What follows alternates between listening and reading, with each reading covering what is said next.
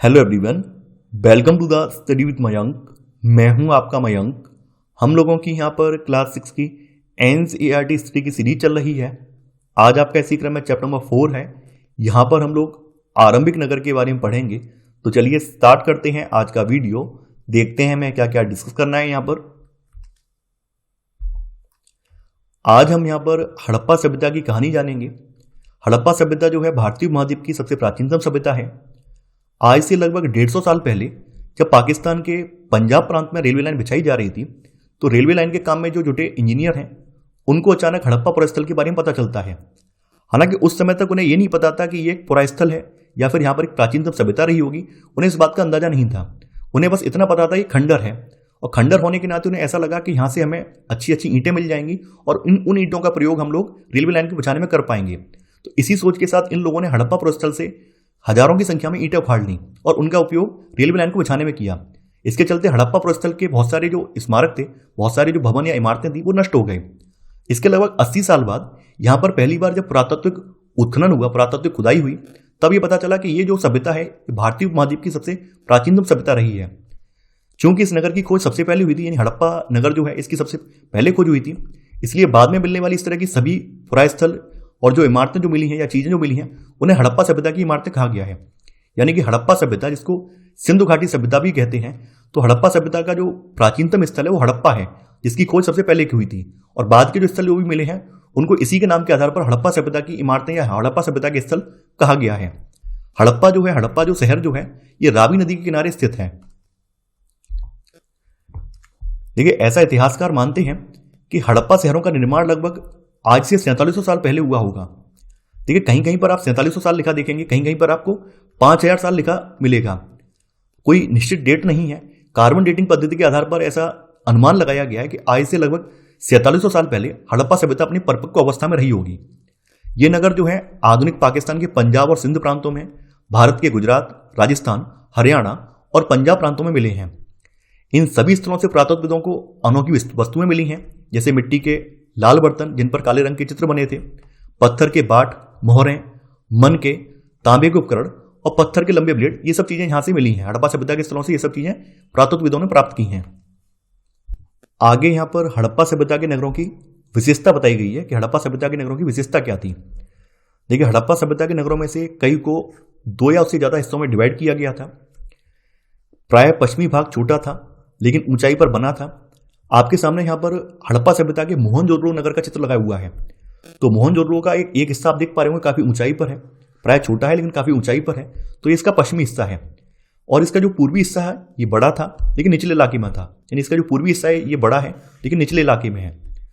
ऊंचाई वाले भाग को पुरातत्वविदों ने नगर दुर्ग कहा है और निचले हिस्से को पुरातत्वविदों ने निचला नगर कहा है। यानी ऊंचाई वाला ये वाला जो हिस्सा देख रहे हैं इसको पुरातत्वविदों ने नगर दुर्ग कहा है, नगर दुर्ग की संज्ञा दी है, नगर दुर्ग का नाम दिया है। और जो निचला वाला हिस्सा, ये वाला जो हिस्सा है, इसको निचला नगर कहा गया है, इसको निचला नगर कहा गया है। दोनों हिस्सों की 4 दीवारियां पक्की ईंटों की बनाई जाती थी। यानी दोनों जो हिस्से हैं इनकी 4 दीवारी जो है पक्की ईंटों की बनाई जाती थी। देखिए, इसकी ईंटें इतनी अच्छी थी कि हजारों सालों के बाद आज तक उनकी दीवारें खड़ी रही हैं। दीवार बनाने के लिए ईंटों की चिनाई इस तरह से ये लोग करते थे जिससे कि दीवारें अच्छी खासी मजबूत बनी रहें। कुछ नगरों के नगर दुर्ग में, यानी ऊंचाई वाले इलाके में, कुछ खास इमारतें बनाई गई थी। जैसे यहां पर मोहनजोदड़ो की बात हो रही है। मोहनजोदड़ो में तालाब बनाया गया था जिसे पुरातत्वविदों ने महान स्नानागार कहा गया है। तो आप देख पा रहे होंगे यहां पर मोहनजोदड़ो का महान स्नानागार या महान तालाब आपके सामने है, इसका चित्र लगाया हुआ है। इस तालाब को बनाने में ईंट और प्लास्टर का इस्तेमाल किया गया और पानी के रिसाव को, यानी पानी की लीकेज को रोकने के लिए प्लास्टर के ऊपर चारकोल की परत भी चढ़ाई गई थी। इस तालाब में 2 तरफ से उतरने के लिए सीढ़ियां बनाई गई थी। यानी आप देख पा रहे हो 2 तरफ से उतरने के लिए सीढ़ियां, एक साइड में सीढ़ी है और एक साइड में सीढ़ी है। 2 तरफ से उतरने के लिए इसमें सीढ़ियां बनाई गई थी और इसके चारों ओर कमरे बनाए गए थे। यानी इसके चारों ओर, जैसे यहां पर आप देख पा रहे, चारों इसके कमरे बने हुए थे। ये जो तालाब दिख रहे हैं, इस तालाब में जो पानी है, पानी शायद कुओं से भरा जाता होगा, क्योंकि यहां पर पानी भरने के लिए कोई नहर वगैरह का स्रोत नहीं है। तो ऐसा इतिहासकारों का, पुरातत्वविदों का मानना है कि इसे कुएं के पानी से भरा जाता था। और शायद यहां पर किसी विशिष्ट अवसर पर, कोई विशेष अवसर पर यहाँ के जो विशिष्ट नागरिक हैं इसमें स्नान किया करते होंगे और स्नान करने के बाद इसे पुनः खाली कर दिया जाता होगा। इसके अलावा हड़प्पा सभ्यता के कुछ अन्य नगरों के बारे में बताया गया है कि कालीबंगा और लोथल जैसे अन्य नगरों में अग्निकुंड मिले हैं जहां संभवतः यज्ञ किए जाते होंगे। तो कालीबंगा में अग्निकुंड मिला है और लोथल में अग्निकुंड मिला है। हड़प्पा, मोहनजोदड़ो और लोथल जैसे नगरों में बड़े बड़े भंडारगृह मिले हैं। हड़प्पा, मोहनजोदड़ो और लोथल जैसे कुछ नगर जो हैं हड़प्पा सभ्यता के, इनमें बड़े बड़े भंडारगृह भी मिले हैं। अब यहां पर हड़प्पा सभ्यता के भवन, नाले और सड़कों के बारे में बताया गया है, यानी हड़प्पा सभ्यता के नगरीय नियोजन के बारे में चर्चा की गई है। तो इन नगरों के जो घर हैं वो आमतौर पर 1 या 2 मंजिल के होते थे। घर के आंगन के चारों ओर कमरे बनाए जाते थे, यानी ये जो घर का आंगन है इसके चारों ओर इस तरह से कमरे बनाए जाते थे। अधिकांश घरों में एक अलग स्नान घर होता था और कुछ घरों में कुएं भी होते थे, यानी यहाँ पर कुछ ऐसे घर भी मिले हैं जिनमें अपने कुएं भी होते थे। कई नगरों में ढके हुए नाले सीधी लाइन में बनाए गए थे और इनमें जगह जगह पर मैनहोल बनाए गए थे। यानी आज से लगभग 5000 साल पहले यहाँ के लोग इतने ज़्यादा विकसित लोग थे कि इन लोगों ने पूरा प्लानिंग के तहत शहर का निर्माण किया था। जो भी नालियाँ थी वो एक सीधी रेखा में बनाई गई थी, सड़कें भी एक सीधी रेखा में बनाई गई थी, सड़कें समकोण पर काटती थी और नालियाँ जो थी वो ढकी हुई थी ताकि जो दुर्गंध वगैरह है वो नगर में ना फैले। जगह जगह पर नालियों की सफाई करने के लिए इन्होंने मैनहोल बनाए थे जिनके जरिए नाली की सफाई कर पाए। घरों की नालियों को सड़कों की नालियों से जोड़ दिया जाता था। घर, नाले और सड़कों का निर्माण योजनाबद्ध तरीके से एक ही साथ किया जाता था, यानी घर, नाले और सड़क जो हैं ये सब योजनाबद्ध तरीके से प्लानिंग के तहत एक साथ इनका निर्माण किया जाता था। नगरीय जीवन, अब देखिए यहां पर जानेंगे कि हड़प्पा सभ्यता के लोगों का नगरीय जीवन कैसा था।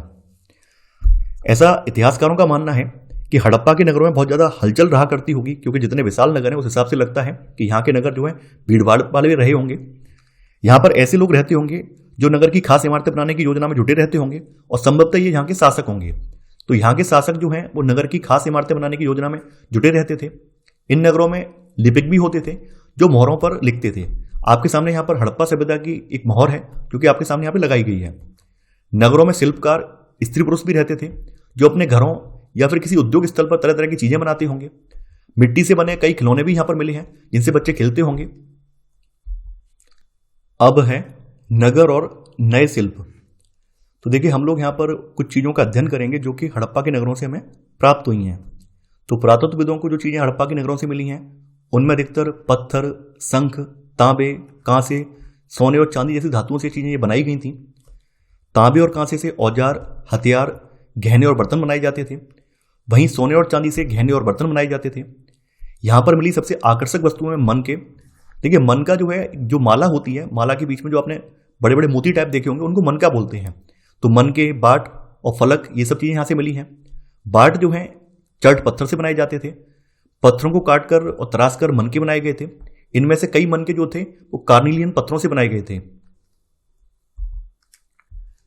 इसके अलावा हड़प्पा सभ्यता के जो लोग हैं ये पत्थर की आयताकार मोहरें बनाते थे और इन पर सामान्यतः जानवरों के चित्र मिलते हैं। जैसा कि आपने अभी पत्थर की एक मोहर आपने देखी थी जो कि आयताकार मोहर थी। हड़प्पा सभ्यता के लोग काले रंग से डिजाइन किए हुए खूबसूरत लाल मिट्टी के बर्तन बनाते थे। जैसा कि आप देख पा रहे हैं लाल मिट्टी के बर्तन हैं जिन पर काले रंग की डिजाइन बनाई गई है और ये सभी बर्तन जो है चाक पर बनाए गए थे। इन कुम्हार वाला जो चाक होता है उस पर ये बर्तन बनाए गए थे। संभवतः 7000 साल पहले मेहरगढ़ में कपास की खेती होती थी।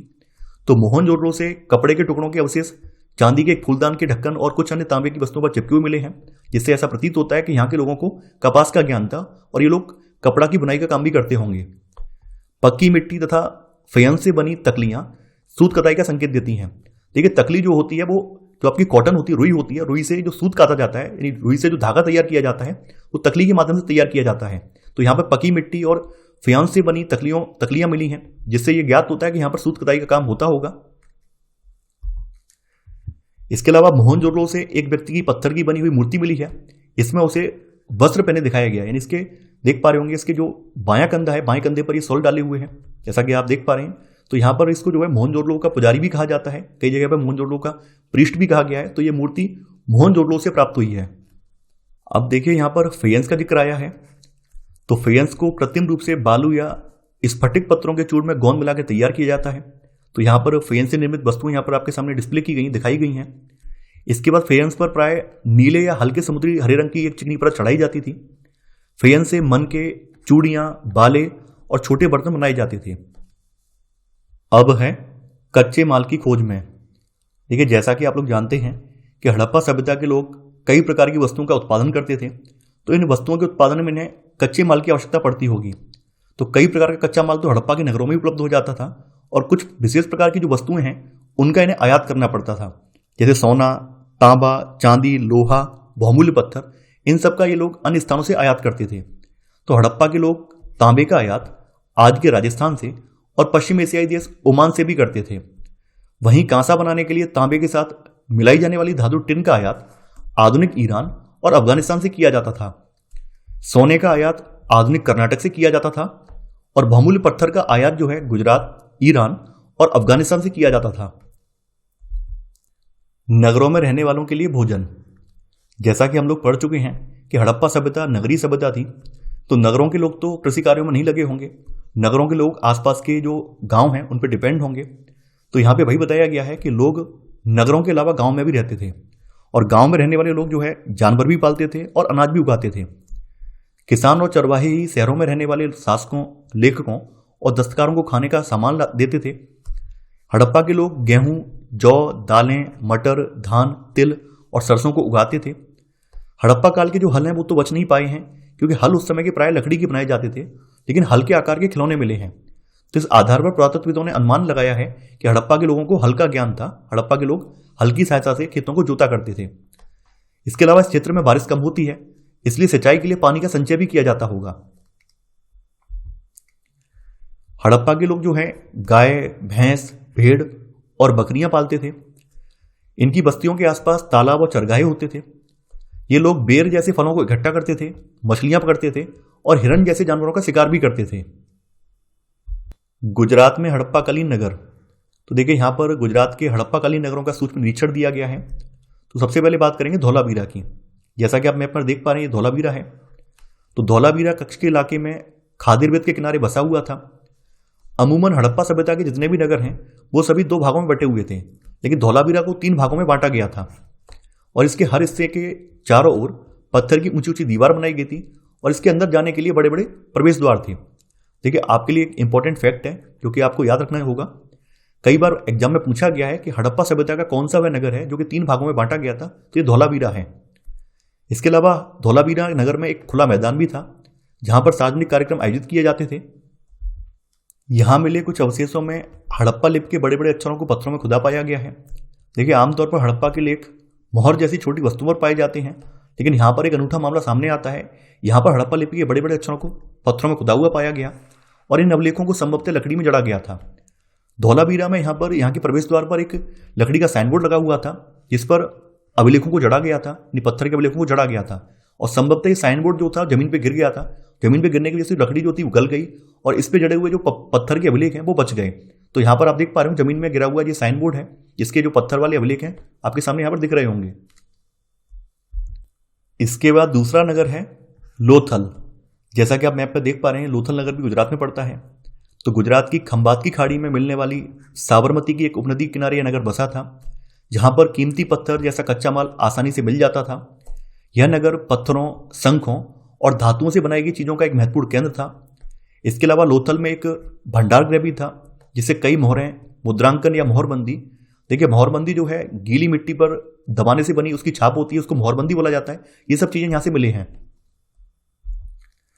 इसके अलावा लोथल में एक बड़ा तालाब भी मिला है।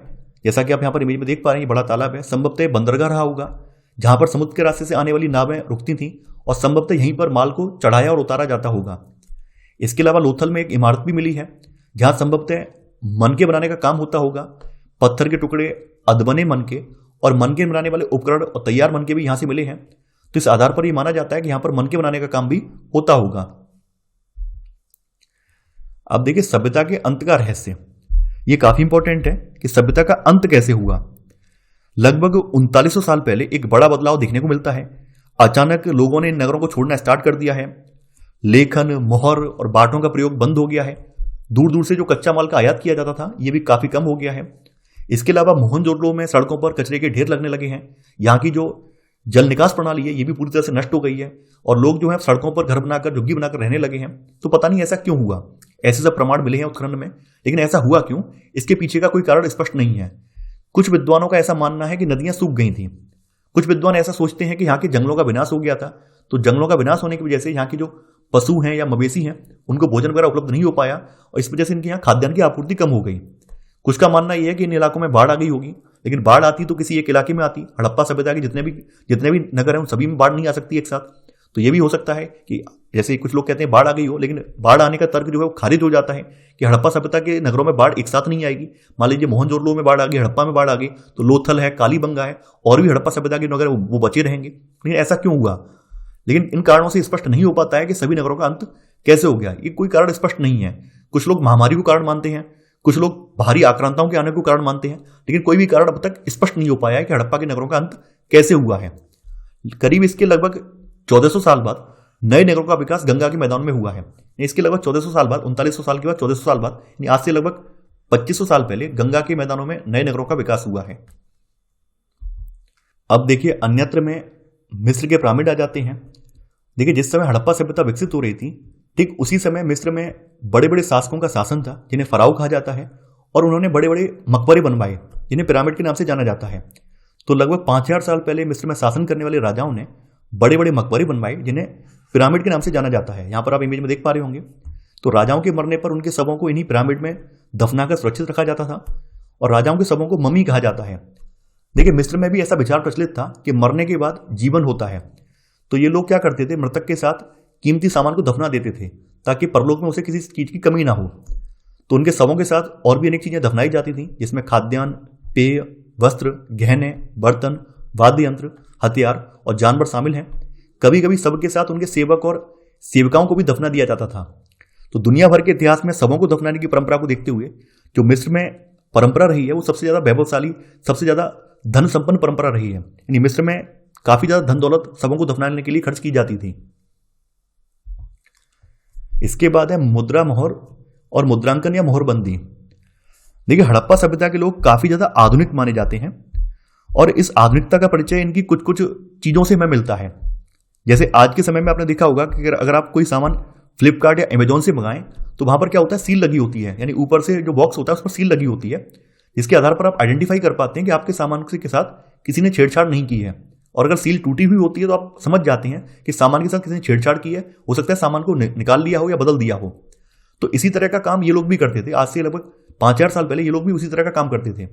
तो थैले को बंद करने के बाद उनके मुहानों पर गीली मिट्टी पोतकर उन पर मोहर लगाई जाती थी, और मोहर की छाप को मोहरबंदी कहते हैं। इस तरह से यानी मान लीजिए थैले को बंद कर दिया, तो थैले को बंद करने के बाद उसके ऊपर गीली मिट्टी पोत दी, और गीली मिट्टी पोतने के बाद उस पर एक मोहर से छाप लगा दी। इसको मोहरबंदी कहा जाता है। अगर यह छाप टूटी हुई नहीं होती थी तो यह साबित हो जाता था कि सामान के साथ छेड़छाड़ नहीं हुई है, और अगर यह छाप टूटी होगी तो इसका मतलब क्या है, सामान के साथ छेड़छाड़ हुई है। अब यहां पर कुछ महत्वपूर्ण तिथियां दी गई हैं। मेहरगढ़ में कपास की खेती लगभग आज से 7000 साल पहले स्टार्ट हुई थी। नगरों का आरंभ जो है लगभग 4700 साल पहले हुआ है। हड़प्पा के नगरों के अंत की शुरुआत आज से लगभग 3900 साल पहले हुई है।